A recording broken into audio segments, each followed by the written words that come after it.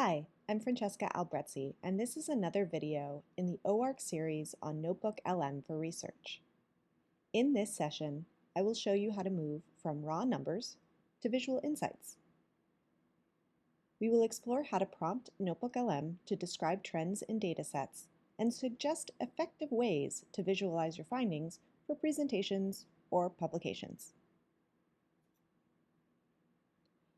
Typically, when I teach Introduction to Data Visualization, I have students fill out a questionnaire in Google Forms about themselves. And I ask what department they're in, how they identify in terms of gender, and then ask about their favorite movies, books, food, all from a list of choices I provide.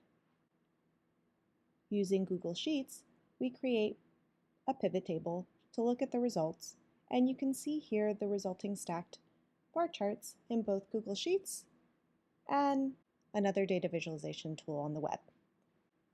These are simple, straightforward, clear, a perfectly fine visualization. But you can use NotebookLM to interact with data in a conversational manner. For example, I can link to that Google Sheet of results as a source document and ask it to create a table that compares people's favorite movie by gender. After checking the results to make sure they are accurate, you can ask it to create a stacked chart visualization for this information.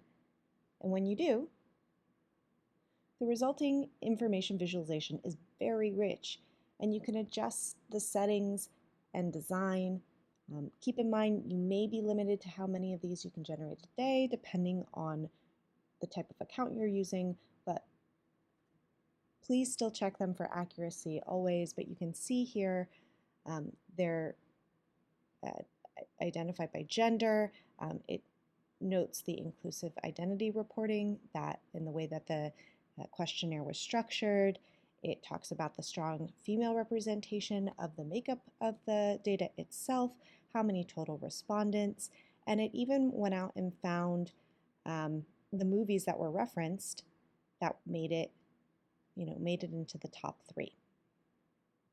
To try this for yourself, go to rawgraphs.io and try using the built-in sample data on the platform.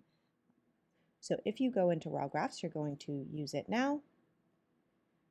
You can try the sample data, go to highest grossing movies in history, and you'll see that you get a data set. Now you can copy this to clipboard and pull this data into a Google Sheet for you to use in your NotebookLM. If you were to use it within rawgraphs.io, you would come down and select bubble chart, and then you could begin dragging and dropping your dimensions over to your chart variables to build your chart. In this case, we might bring budget to our x-axis. We would bring the box office data over to the y-axis, and then we'd like to color code by genre, as well as add labels by genre. And here's your resulting chart. It's a little difficult to read, particularly down here, but we can get a sense of what genre might cost less to make, but earn a lot at the box office. And you might customize it, but again, it's a little difficult to read.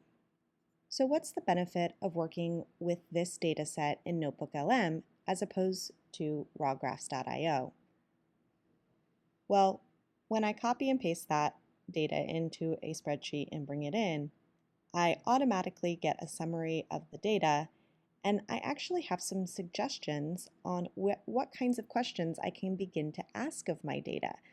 So if you're new to a data set, this is a great way to begin exploring and understanding what the data set even offers and what you can ask of the data set. And I can interrogate it and ask it multiple questions as opposed to having to regenerate a new graph every single time that I think of a question. So in this case, I could ask, what films have the highest earnings with the lowest budget? And I see here that Bambi Snow White, right? These have budgets under 2 million while earning hundreds of millions. Highest earning on low budgets under 5 million, right? So it's giving me thresholds to think about. That could be really useful to me. And then there are also significant box office giants with modest budgets. So again, this is now giving me a range to think about. And so when I'm looking at the data, I can start to understand in what ways do I want to parameterize it. And I have follow-up questions that I could possibly ask that NotebookLM provides. But say I want to recreate that original bubble chart in some fashion. I can ask NotebookLM, or I can tell NotebookLM, I want to get a sense of what genre might cost less to make but earns a lot at the box office. Create a visualization that maps budget and box office data to the X and Y axis, and then color and label the chart by genre. This may take a little while to generate, but here's an example of a previous iteration of this request. So you can see, again, it's pulled out Bambi and Snow White as low cost but high earners at the box office.